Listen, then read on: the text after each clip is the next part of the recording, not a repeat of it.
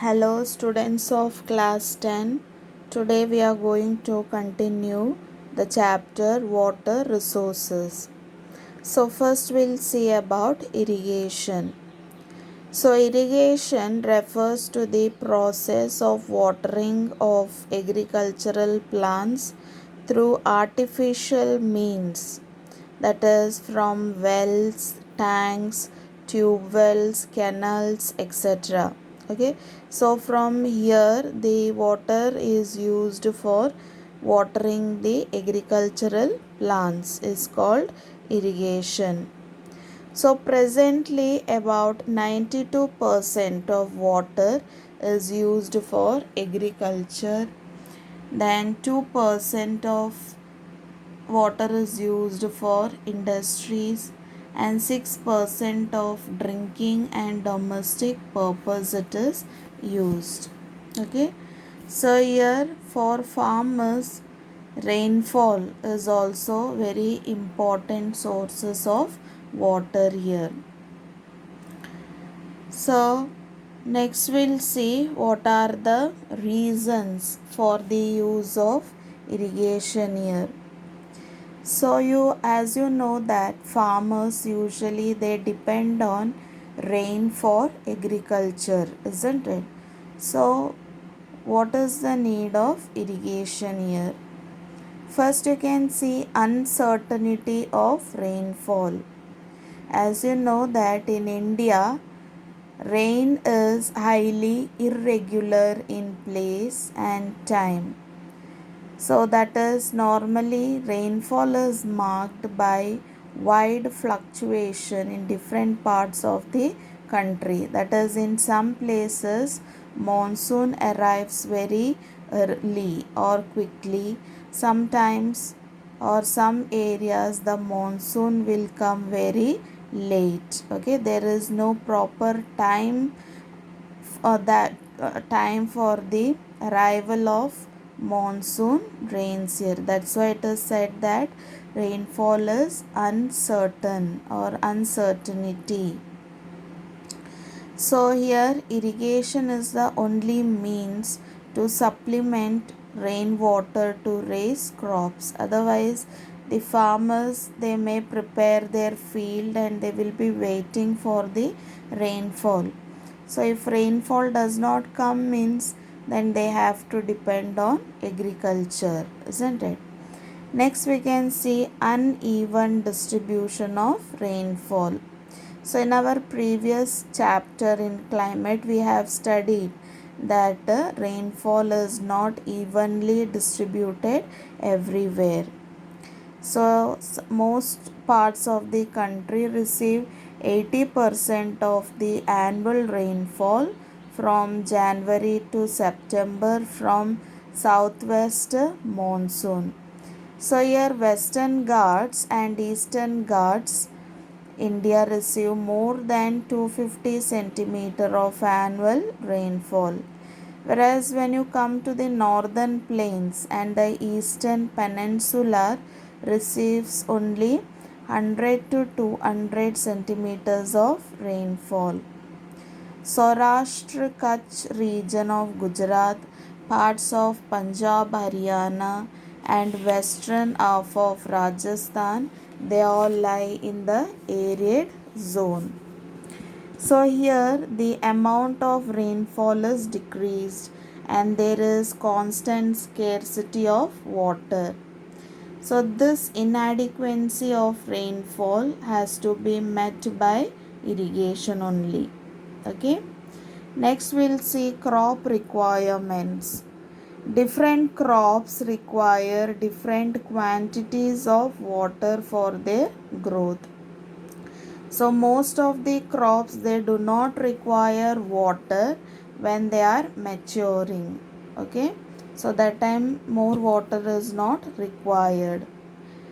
But grain crops require more water during their ear heads are formed. Ear heads means they form like seed type, no? So that time they need water. India has three cropping seasons. Three seasons, cropping seasons are there. They are Kharif, Rabi and Zaid. So Kharif crops which occupy large area in country are dependent on the monsoon rains. So that time this agricultural facility is not so much required here to grow the crop because they are rain fed crops. Next comes Rabi. Rabi crops are grown on the soil moisture which is left after the harvest of Kharif crops. So here little irrigation is required. Okay, supply of irrigation is little bit required here. Next comes Z or summer crops. So this is extensively irrigated crops as it is grown in the summer season. So further, the rapidly growing population has also forced the farmers to raise 2 or 3 crops in a year. So to grow 2 or 3 crops, then they have to depend on irrigation. Then high yielding varieties requiring higher quantity of chemical fertilizers need more moisture, which could be supplied only through irrigation. Then when you see commercial crops like sugarcane, they need higher quantity of water as they require frequent watering, which could be managed through efficient irrigation system. Next, nature of soil. The water requirement of different crops depends on nature of the soil. For example, you can see clay soils, they have higher moisture holding capacity.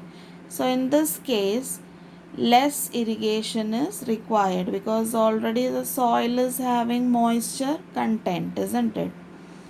Whereas sandy loams have less moisture retentive capacity and need frequent watering.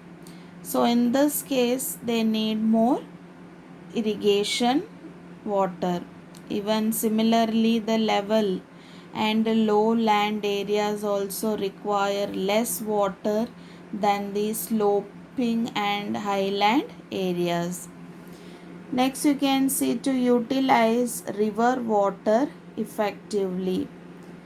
So many rivers in India are not perennial. Perennial means throughout the year water will not be there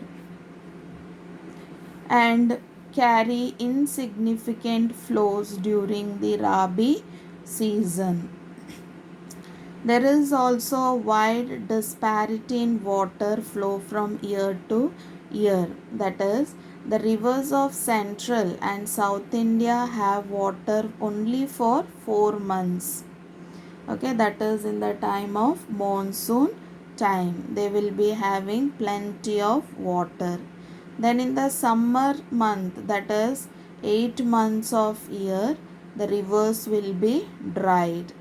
Therefore, to effectively utilize the water of these rivers, means of irrigation have to be used. To maximize production. To obtain maximum production, irrigation is a must. According to agricultural scientists, the production of irrigated crops is more than the unirrigated crops in the same year. So nowadays you can see that almost all the farmers are using irrigation to grow their crops. Next we'll see means of irrigation. So here there are different means of irrigation. So wells are there, tube wells are there, canals, drip irrigations. So according to the places, irrigations also differs. So first is wells. So what is well? You can see the picture of well over here. I think almost everyone might have seen the picture of well, isn't it? So well, a small hole dug in the surface of the earth to obtain water from the subsoil for irrigation and other purposes. So, this type of irrigation is cheap, simple, and dependable source of irrigation. Well irrigation, it is practiced in areas where plenty of groundwater is available and the depth of the water table does not exceed 15 meter. Okay, everywhere you cannot dig the well. So where there is plenty of water in the subsoil, those places only you can dig the well, otherwise it will be waste.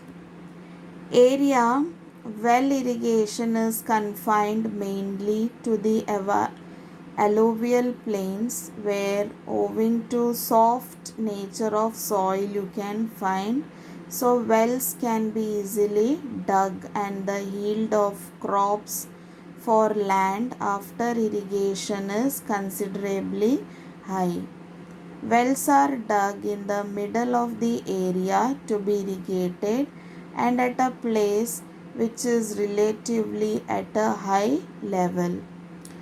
So, areas where well irrigation is practiced, like you can see in Uttar Pradesh, Goa, Punjab, Haryana, Bihar, Rajasthan, Gujarat, Maharashtra, Madhya Pradesh, Andhra Pradesh, Karnataka, and Tamil Nadu. These are some of the areas where well irrigation is practiced.